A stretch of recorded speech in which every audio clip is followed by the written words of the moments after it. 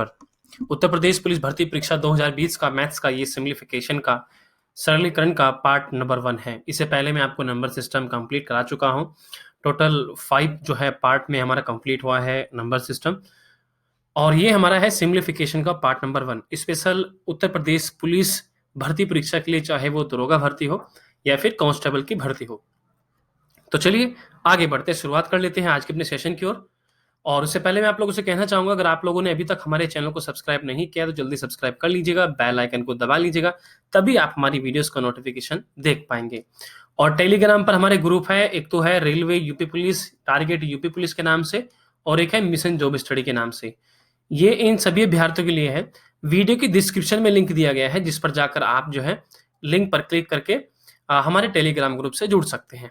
ठीक है, चलिए तो सबसे पहले मैं आपको बता दूं, सिम्प्लीफिकेशन जिसको हम सरलीकरण बोलते हैं, ये एक जो है आपके मैथ्स का सीखने के लिए पहला चैप्टर इसको माना जाता है। जैसे मैं आपको यहां पर बताऊंगा आखिर सिम्प्लीफिकेशन, जिसमें जैसे कि मान लीजिए हम गुना भाग घटा जोड़ जो करते हैं, किस नियम के आधार पर हम करते हैं। ठीक है, जो नए नए अभ्यर्थी उनको ये नहीं पता रहता कि भाई पहले भाग करनी है कि गुना करनी है, क्या करना है। तो ये सब चीजें हमें कहाँ पता चलती है, सिम्प्लीफिकेशन में पता चलता है, जिसको हम सरलीकरण बोलते हैं हिंदी में। ठीक है, इसमें कुछ क्वेश्चन होते हैं जिसमें आपकी ओनली जो है आपके क्वेश्चन को सोल्व करने का देखा जाता है कि कितने समय में आप जो है प्रश्न को सॉल्व कर लेते हैं, और कुछ नहीं। अगर आपको समझ में आ गया कि भाई हाँ पहले गुना करनी है, पहले भाग करनी है, क्या करना है, तो समझो कि आप जो है मैथ सीख गए। तो इसको सीखने से पहले सबसे पहले हमारे पास एक वी बोर्ड मास का जो है नियम आएगा हमारे पास। ठीक, इसमें एक वी बोर्ड मास का नियम होता है, जिसे मैं आपके सामने बता रहा हूं, जिसमें एक होता है रेखा कोष्टक, एक होता है रेखा कोष्टक। वी के जो वी बोर्ड मास है, ये एक शब्द जो है ये डिनोट करता है। ठीक, इनके अर्थ होते हैं। ठीक है, जैसे बी का ब्रैकेट हो गया, ये कोष्टक हो गया, ये रेखा कोष्टक हो गया, ऐसे वाला रेखा वाला ऐसे वाला, और ये कोष्टक हो गया। कोष्टक भाई मान लीजिए आपको कोष्टक भी कई प्रकार के होते हैं, मैं आगे चलकर आपको बताऊंगा। कोष्टक 4 प्रकार के होते हैं। रेखा कोष्टक आपका ऐसा होता है, छोटा कोष्टक ऐसा होता है, आपका मध्यम जिसको मझला कोष्टक हम बोलते हैं वो ऐसा होता है, और बड़ा कोष्टक आपका ऐसा होता है। ठीक है, तो ये हमारे कोष्टक है। ओके, चलिए खैर कोई बात नहीं। और फिर होता है ऑफ यानी कि का, इसका मतलब होता है गुना। ठीक, गुना के बाद होता है आपकी डिवीजन यानी कि भाग, ये भाग का चिन्ह, ये गुना। ठीक है, ये डिवीजन हो गया। ऑफ का मतलब का मैंने क्या होता है यहाँ पर, ऑफ का मतलब होता है का, और का मैंने भी क्या होता है, गुना होता है। ठीक है, और ये मल्टीप्लिकेशन आ जाएगा आपका।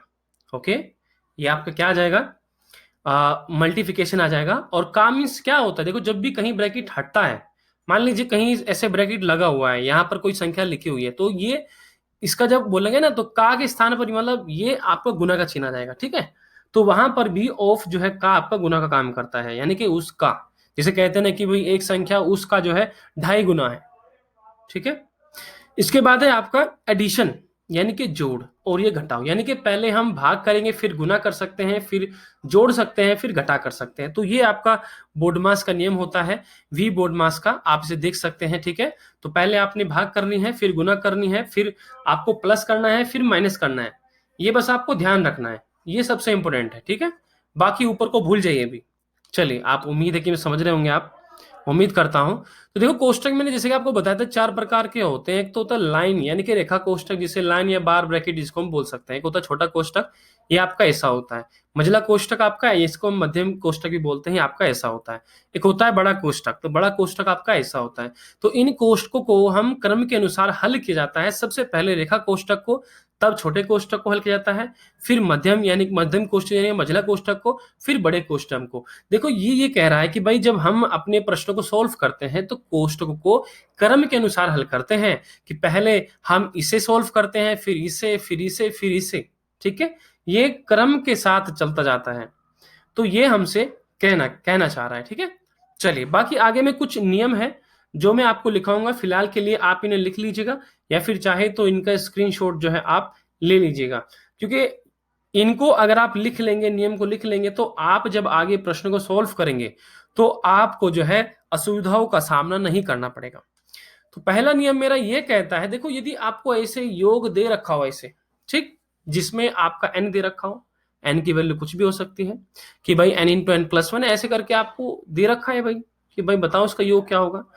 तो देखो सिर्फ आपने स्क्रीनशॉट लेना है, मैं आपको जब मैं प्रश्न को सॉल्व कराऊंगा इस पर आधारित, तब मैं आपको बताऊंगा कि भाई ये नियम कैसे हमारा यूज हो रहा है। ठीक है, फिलहाल जो आप इनका स्क्रीनशॉट ले लीजिएगा। ओके सभी विद्यार्थी, और वैसे भी देखो जो हमारी ये संख्या है ना, इसको उसने क्या किया, सिर्फ इसने इसको ऐसे लिखा है, देखो इसको इसने ऐसे लिख दिया है। अगर हम यहाँ पर एलसीएम भी लेंगे तो n into n plus one LCM आ जाएगा, और यहाँ पर n प्लस वन आ जाएगा, और इधर माइनस का n से n कट जाएगा, बचा हमारे पास क्या, one upon n into n plus one. तो हमारे पास ये बच गया। ठीक, क्योंकि वो माइनस में से दिखा रहा है, अंत में हमें दिखा रहा था ना, तो ऐसे हो जाएगा। तो इसलिए हम प्रथम संख्या ले लेंगे और अंतिम संख्या ले लेंगे, तो वही हमारा जो है उत्तर आ जाएगा। ठीक है, ऐसे बनाकर। चलिए स्क्रीनशॉट आपने ले लिया होगा, इसका भी स्क्रीनशॉट ले लीजिए भाई। सभी विद्यार्थी, जितने भी विद्यार्थी हैं सभी इसका स्क्रीनशॉट ले लीजिएगा। यहां तक दो नियम है आपके ये। और नियम नंबर 3, जिसमें आपको पता है बीजगणित सूत्र जो होते हैं हमारे, ए की क्यूब प्लस बी का क्यूब अपॉन ए का square minus a b plus b का स्क्वायर, क्या होता है, ये ओनली ए बी के बराबर होता है। आपके सरलीकरण में बहुत काम आएंगे। और मैं आपको बता दूं, आप चाहे यूपी पुलिस की तैयारी कर रहे हो, या फिर इसके अलावा आप रेलवे की तैयारी कर रहे हो, एसएससी की तैयारी कर रहे हो, बैंक की तैयारी कर रहे हो, भाई किसी भी गवर्नमेंट एग्जाम को आप देने चल जाएं, वहां पर आपको सिम्प्लीफिकेशन के क्वेश्चन आराम से देखने को मिल जाएंगे। किसी भी एग्जाम को आप देने चल जाए गवर्नमेंट जॉब के, तो सिम्प्लीफिकेशन एक बहुत ही अच्छा टॉपिक है। और दूसरा एग्जामिनर इसमें आपको देकर ये देखता है आखिर आप कितने समय में इस प्रश्न, मतलब आप जो है कितने समय के अंदर इनको सोल्व कर सकते हैं, और वो इनकी संख्या बढ़ा देता है अगर आपकी कैलकुलेशन अच्छी है, क्योंकि सिम्प्लीफिकेशन एक ऐसा टॉपिक है जो आपकी कैलकुलेशन को आसान कर सकता है। और अगर आपने सीख लिया तो समझो आपने पूरा मैथ सीख लिया, जिसकी कैलकुलेशन अच्छी हो गई तो समझो वो मैथ भी सीख गया। फिर नियम नंबर 4 हमारा होता है कि ए की क्यूब माइनस बी की क्यूब अपॉन ए का स्क्वायर प्लस बी का स्क्वायर इंटू ए माइनस बी होता है। ये इस बार ए माइनस बी में, मतलब ऊपर अगर माइनस में है तो यहां भी माइनस में आएगा, अगर प्लस में था तो प्लस में आएगा।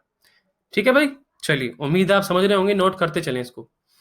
नियम नंबर 5 को भी नोट कर लीजिए सभी विद्यार्थी, कि भाई ए प्लस बी का होल स्क्वायर प्लस ए माइनस बी का होल स्क्वायर अपॉन ए का स्क्वायर प्लस बी का स्क्वायर, इसका जो वैल्यू होता है टोटल पूरा वो 2 होता है। मैं डायरेक्टली आपको बता रहा हूं नियम के आधार पर, क्योंकि देखो अगर आप इसको भी सॉल्व करेंगे या इसको भी करेंगे तब भी आपका 2 ही आएगा। मैं चाहूं तो उसको प्रूव भी कर सकता हूं। आप जो है इसकी वैल्यू रखेगा, इसकी वैल्यू रखेगा, और फिर कैलकुलेशन करके देख लीजिएगा, उत्तर 2 ही आएगा। ठीक है भाई, इसके बाद है नियम नंबर 6, ए का स्क्वायर प्लस 2ab प्लस का बी स्क्वायर जो होता है हमारा ए प्लस बी का होल स्क्वायर होता है, सभी को पता होगा। ठीक है, नियम नंबर 7 क्या कहता है, यदि आपका ए का स्क्वायर माइनस बी का स्क्वायर अपॉन ए माइनस बी है, क्योंकि आपको पता है कि जो ए स्क्वायर माइनस बी स्क्वायर होता है, इसका मतलब एक बार प्लस में लिख दो, एक बार माइनस में लिख दो, तो नीचे माइनस में है तो माइनस से कट गया, इसलिए ए प्लस बी यहाँ पर बच गया। अगर मान लीजिए नीचे यहाँ प्लस में होता तो प्लस वाला कट जाता, ए माइनस बी बच जाता, जैसे यहाँ पर बच गया। तो ऐसे जो है आपने इन नियमों को याद रखना है और अपने प्रश्न को सोल्व करना है। ठीक है भाई सभी विद्यार्थी, आगे बढ़ते हैं। कुछ बीजगणित के महत्वपूर्ण जो सूत्र है मैं आपको यहाँ पर दिखा रहा हूँ आपकी स्क्रीन पर। उम्मीद है कि आप इसे नोट भी कर रहे होंगे या फिर इसका स्क्रीनशॉट आप ले रहे होंगे, क्योंकि आप मान लीजिए बुकों में देखते हैं कहीं कहीं आपको कुछ सूत्र मिलते हैं, कुछ नहीं मिलते, तो यहाँ पर आपको सारा जो है उनका रिकॉर्ड जो है यहाँ पर आपको देखने को मिल रहा है। मैंने खुद अपनी हैंड राइटिंग में ये लिख रखा है। ठीक है, मतलब आपको ढूंढने की आवश्यकता नहीं है, और अपनी भी आप किसी कॉपी में लिख लीजिएगा।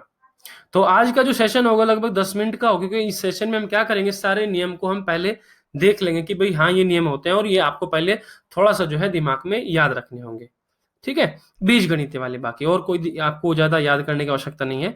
जो मैंने आपको नियम या सूत्र बताए सिर्फ आपको ये याद रखने हैं, ज्यादा आपको कुछ याद नहीं रखना है। चलिए, आपने उम्मीद है ये लिख लिया होगा। आगे बढ़ते हैं, आगे भी नियम है, देखिए आगे भी नियम है, इसको भी लिख लीजिएगा। देखो ये वेरी मोस्ट इंपोर्टेंट है, ये सबसे ज्यादा इंपॉर्टेंट है, क्योंकि एग्जामिनर अक्सर इससे संबंधित कई बार पूछ लेता है। वो आपको ऐसे बनाकर दे देता है, उत्तर पूछ लेता है कि बताओ भाई क्या होगा, तो इसका उत्तर आपका भाई ये होगा।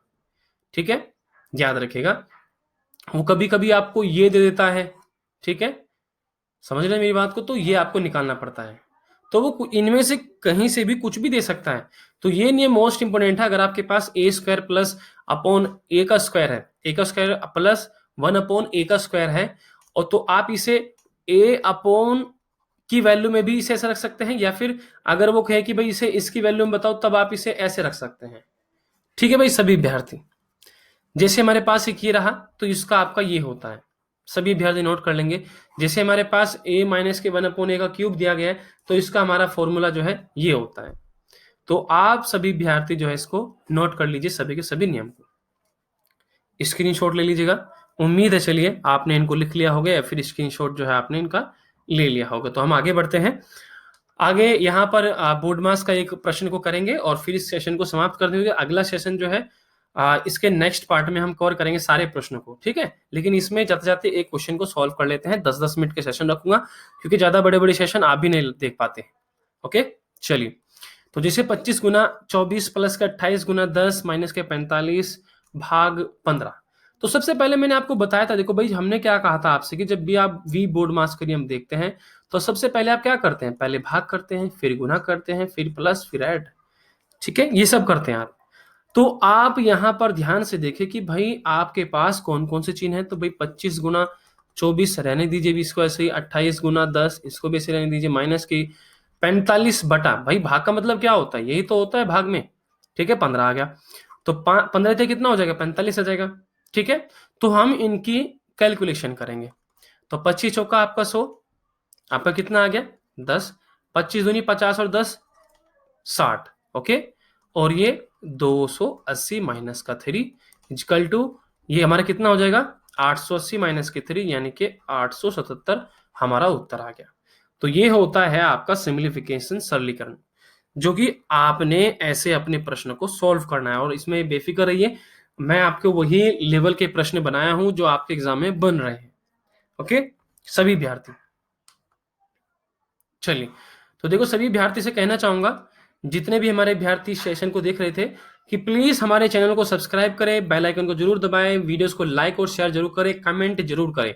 अगर आप कमेंट करेंगे, अच्छा रेस्पॉन्स देंगे, तो मैं रेगुलरली जो है आप लोगों के लिए वीडियोस बनाता रहूंगा। ओके चलिए, सेशन में इतना ही, बाकी मिलते हैं आपसे नेक्स्ट वीडियो में, तब तक के लिए बाय। थैंक यू दोस्तों फॉर वॉचिंग माई वीडियो।